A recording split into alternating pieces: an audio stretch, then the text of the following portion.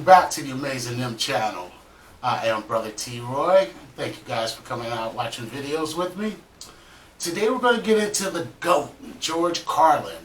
And this was another request on the channel, and it was death penalty. So let's jump right into it. George is always the bomb, so let's see what he got to say.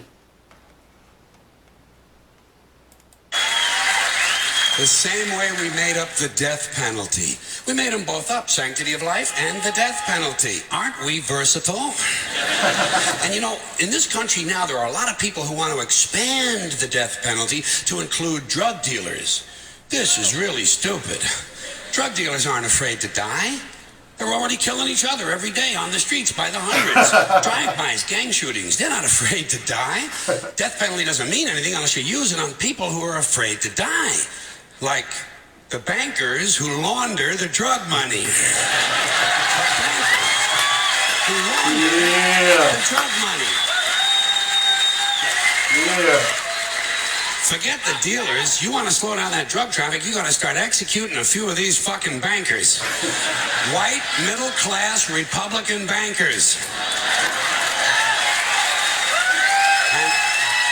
And I'm not talking about soft American executions like lethal injection. I'm talking about fucking crucifixion, folks.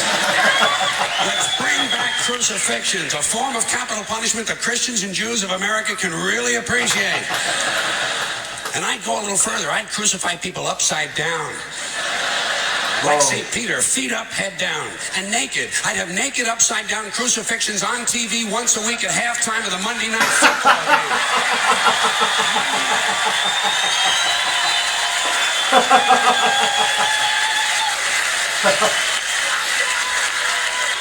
The Monday Night Crucifixions.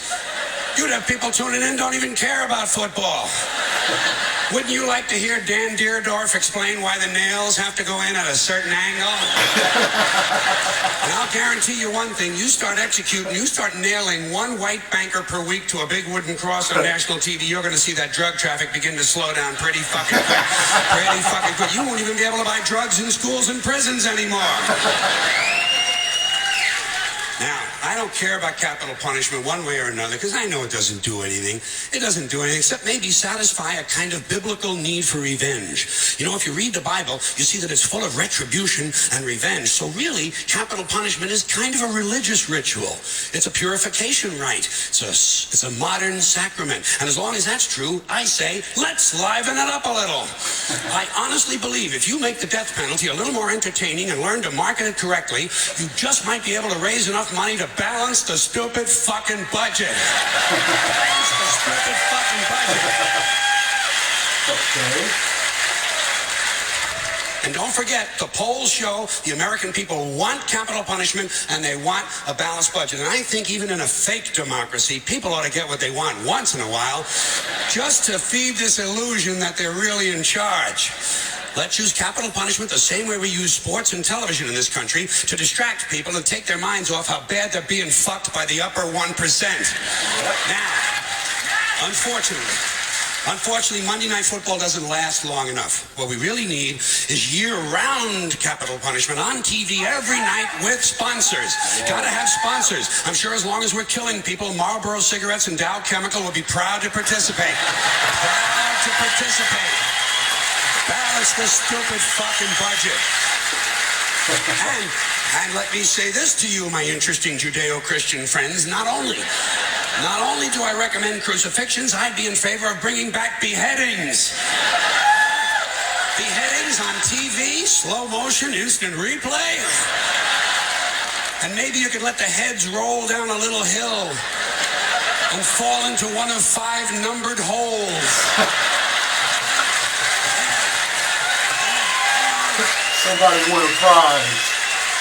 Let the people at home gamble on which hole the head is going to fall into. And you do it in a stadium so the mob can gamble on it too. Raise a little more money. And if you want to expand the violence a little longer to sell a few more commercials, instead of using an axe, you do the beheadings with a handsaw. Hey, don't bail out on me now, goddammit. The blood is already on our hands. All we're talking about is a matter of degree. You want something a little more delicate? We'll do the beheadings with an olive fork. That would be nice. I know it'd take a good goddamn long time. There's a lot of good things we could be doing. When's the last time we burned someone at the stake? It's been too long. Here's another form of capital punishment. Comes out of a nice, rich religious tradition. Burning people at the stake. Sponsor, Bridgeford Charcoal. And you put it on TV on Sunday mornings. The Sunday morning evangelicals send us an offering, praise Jesus, human bonfire. You don't think that would get big ratings? In this sick fucking country? Shit, you'd have people skipping church to watch this stuff. And you take the money they send into the offerings and you use it to balance the budget. What about boiling people in oil? Boy, those were the days, weren't they? You get the oil going real good, you know, a nice high rolling boil, and then slowly at the end of a rope, you lower the perpetrator head first into the boiling oil. You talk about fun shit. And just to encourage citizen participation, you let the mob in the stadium control the speed of the rope. Good, clean, wholesome family entertainment. The kids will love it. The kids will love it. And at the same time they're enjoying themselves, we're teaching them a nice Christian moral lesson. Boiling people in oil. Sponsor, Crisco.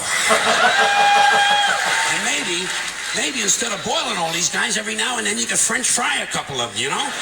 French fried felons. Dip a guy in egg batter just for a goof, you know? Kind of a tempura thing, huh? Jeffrey Dahmer never thought of this shit, did he? Jeffrey Dahmer, eat your heart out. Which is an interesting thought in and of itself. Crazy. All right, enough nostalgia. What about some modern forms of capital punishment? How about we throw a guy off the World Trade Center and whoever he lands on wins the Publishers Clearinghouse? Okay, something a little more sophisticated. You dip a guy in brown gravy and lock him in a small room with a Wolverine who's high on angel dust. There's one guy's not going to be fucking with too many kids at the bus stop for a while. Here's something really nice you could do. You shoot a guy out of a high-speed catapult right into a brick wall. Trouble is, it would be over too quick. No good for TV, you know. You'd have to do a whole bunch of guys right in a row.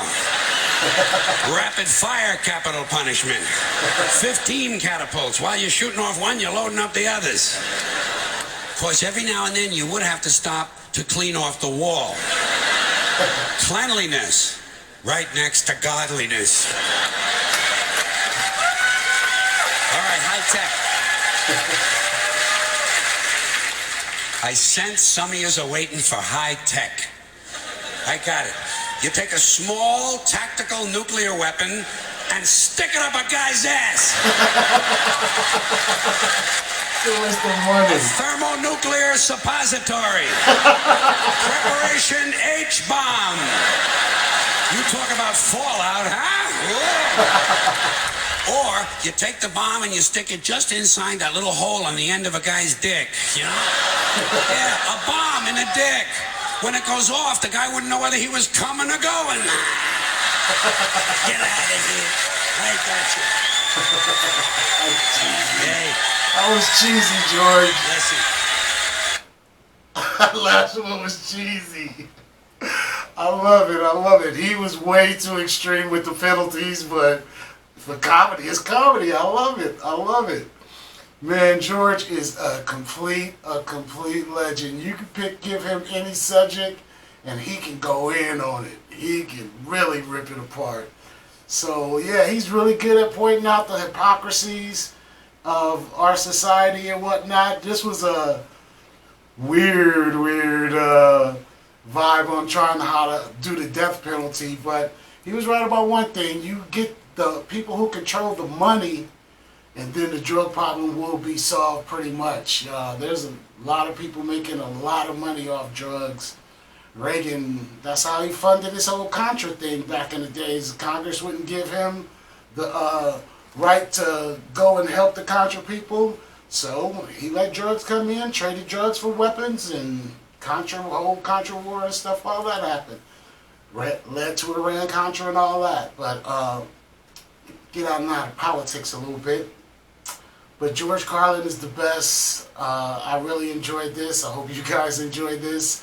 Come back and see me on Amazing Them. Don't forget to like, comment, and subscribe. And I'll see you next time. Take care.